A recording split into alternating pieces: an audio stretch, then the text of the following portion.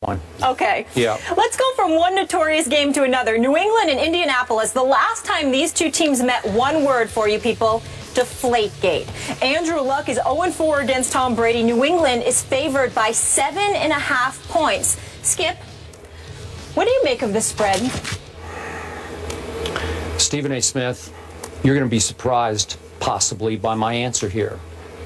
I think it's too high in favor of the New England Patriots. And I know many, many people out there right now are scoffing at me, if not laughing out loud at me. This is the classic trap spread, which leads to trap game. This is the classic case of everybody says syndrome. When everybody says this is going to happen, when everybody believes that the Patriots will embarrass once again Andrew Luck and company on their home field, the opposite happens. We've done it a couple of games already this year. Eagles at Jets. Remember, I said everybody is saying that the Jets are going to embarrass the Eagles, if not take Sam Bradford out. And you know what happened. So in this case, I'm not predicting an upset here. I'm still saying that New England will win the game. But I'm going to say it's going to be closer at this moment, reserving the right to change. It's only Tuesday. But I'm going to say it's much closer than the 7.5 point spread. And here's why. 1 year ago in Indianapolis, it was a little bit later in the season, on a Sunday night also, the Colts that you have picked to go to this year's Super Bowl, they were favored by 3 against Brady and company. So now they're underdogs by 7.5, so it's a 10.5 point swing all the way over to Brady and company. Why? Well, obviously Andrew Luck is fighting a banged up shoulder, and we're not sure what the deal is, but he supposedly practiced, full participant in practice, so I'm going to guess or bet Andrew Luck is going to play, and I think he'll be capable of playing on Sunday night at home. So we look at, everybody is saying that this is Tom Brady on a 2007 memorial mission to get even with the National Football League. This is Tom Brady on a mission, Psycho Tom, to deflate every opponent by a run-up score. And he's tried to, we saw it against Jacksonville, he got to 51. I think he was trying to run it up against Dallas, and he just couldn't. But they did get to 30. They've been averaging 40. And you would think that with an average score of those 4 games that Andrew Luck has lost to Tom Brady, the average score has been 47-18. The odds would tell you this is going to be another 47-18 game. But then I look at Andrew Luck, and even though I call him a turnover machine because he has 8 total turnovers in the 3 games that he's played, obviously Hasselbeck came in and saved the day for them with 2 narrow wins, obviously, against Jacksonville and pulling out at Houston. And they're 3-2, so they're still barely afloat. Andrew Luck is coming back. All of his weapons, to my knowledge, are pretty much intact now. T.Y. Hilton, Moncrief, Fleener, Andre Johnson finally had a rise and shine game at Houston, had 2 touchdown catches. The defense is okay. It's not terrible. They're tied for 18th in points allowed, so they're not like the worst defense. They're just kind of a middle-of-the-pack defense. Right. And, again, it's a team that a whole lot of people other than you like to get to the Super Bowl. So I'm saying 7.5 point favorites are the Patriots on the road at Indy just because of past history and what we think Tom Brady is doing to the NFL. It's just too many. The Colts are still too good. They're still a pretty good football team with an occasionally very good quarterback who just hasn't cleaned up his act yet. Well, you know what? I appreciate your sincerity. This beautiful Academy Award-winning performance that you're putting forth. It's a beautiful thing to see. It's extremely convincing. I will appreciate. And 100% authentic. I don't appreciate the fact that you did not inform me when you went to Hollywood to take acting classes, because this is a beautiful, beautiful thing to see here. You're trying to act like you are actually concerned, that you actually really believe the game is going to be close, when you and your heart of hearts have been waiting for this game for months, because you primarily blamed the Indianapolis Colts along with Roger Goodell for all the things that transpired. But suddenly, as the game approaches, this is the classic game, Stephen. No, it is a beautiful. I know this man. It is a beautiful, beautiful acting performance because, well, whatever. This is what the guy is doing. Skip is sitting back and he's saying, we're going to get him. We're going to get him. You know, how dare they do this to us? They tried to sit there and take the season away from Tom Brady.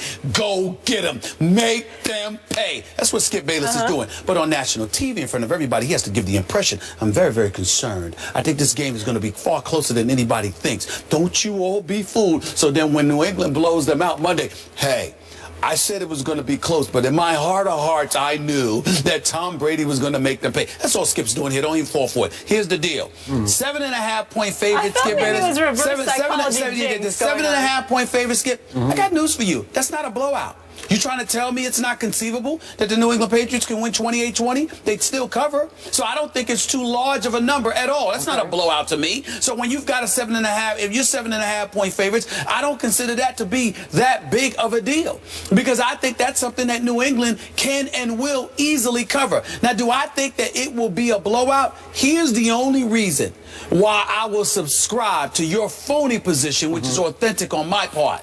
The fact that you've got a Frank Gore averaging, the fact that you have a Frank Gore averaging 4.3 yards a carry. That's pretty good. And he's very experienced, and he's got a lot of guts. Okay. And you're going up against a New England defense. Yeah, you understand that you can run on them. Sure. You can run on them. So that's an issue. So that's an issue in Indianapolis' favor. Keep going. When I look at the Indianapolis Colts wide receivers, it's T.Y. Hilton averaging 10 receptions a game. It's Dante Moncrief averaging more than 7 receptions a game. It's Andre Johnson, even though he just had 7 of his 27 receptions last week against Houston. He's got 27. You've got Fleener. He's got it. Who's Andrew Luck's favorite? Kobe Fleener from Stanford. Right. All I'm saying to you is that I can understand anyone who makes the argument that it's going to be close. Here's why I think the Patriots are going to win by a minimum of 14 points. A minimum of 14 points.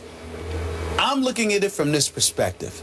It's not about the existence of Deflategate, the fact that it happened. It's not even about the fact that the Colts were the quote-unquote rats, to use your word. Or we can call them whistleblowers. Whistleblowers, whatever. Yep. What I like rats. What really resonates with me is the reality that that's all anybody's going to be talking about this week leading up to the game. It's one thing if it was the past and you're just talking about a football game, but the fact that everyone is going to be talking about this, and that's all they're going to be talking about leading into Sunday's game, that to me is when Tom Brady is at his greatest. That to me is when, now if you talk about Tom Brady, well, your team is a juggernaut and you're the #1 passing offense in the NFL, and you're going to do this and you're going to do that. That's entirely different. You can get to Tom Brady then. But when you annoy him because you have villainized him all week long, and you are the primary target, you are the cause of this, you are the instigator of this, and he has an opportunity to go up against you, it's another ball game. Perfect example, Skip Bayless. It's not a perfect example, but I'm just going to crystallize it. You remember how you keep pointing out what Tom Brady did to that cornerback from the Steelers years ago when he was chirping about Tom Brady? Smith, right? He didn't do that about Hardy. Do you know why he didn't do that about Hardy? Because even if you rip the defense to shreds, the fact that Hardy can hit you and he doesn't have to really contend with you is why it makes no sense to go at Hardy. Because I'm the quarterback, I'm defenseless, I'm back there looking to throw the ball, and this guy has just open season at me because my offensive line can't block him. Well, that's not somebody. But if Hardy had been a cornerback, it would have been a different story. It would have been a different story. So I'm looking at the Colts, and I'm saying, okay, I look at these guys, I look at the Patriots, I think they rank like 20th against the run defensively. I think Gore and those boys are going to be able to run. I think the combination of T.Y. Hilton with Andre Johnson and those boys, the experience is going to help you.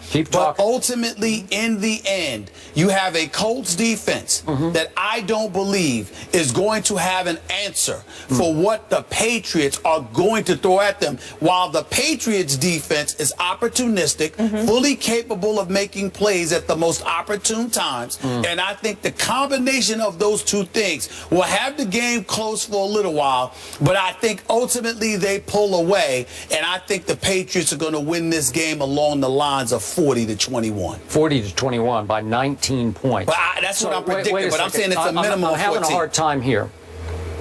Aren't we still talking about Andrew Luck, Luck, first ballot Hall of Famer? You've told me again and again, you've beaten me down with the fact that he's already a superstar. How many seasons have Tom Brady played? I don't care. We're talking about Andrew Luck. What I'm saying to you is Andrew Luck is in his fourth year. Yep. I believe he's going to have a career spanning 18 to 20 years. How long is the honeymoon? 7 years? 8 years? I don't call it a 10 years? honeymoon. Maybe 10. Maybe he needs double digits, and then we'll start saying, maybe we should evaluate him more carefully. I don't call it a honeymoon when I was just on the record last week saying that it was a poor performance, a couple of weeks ago by him. He hasn't looked like himself, and he needs to stop turning the damn ball over. I've said that. We all know that Andrew Luck can play better, that he was turning the ball over entirely too much, that he was hurting his team, and that Matt Hasselbeck has looked good as his replacement, even though there is no quarterback controversy like some people I know would bring up. Who would? Okay, you. So the point is we also don't know if Luck is completely healthy. Say what? We also don't know if Luck is completely healthy. I don't know wait, if if Hasselbeck's playing, then I think the Colts should be favored in this game. But that's just me. Go ahead. Keep talking. You know what?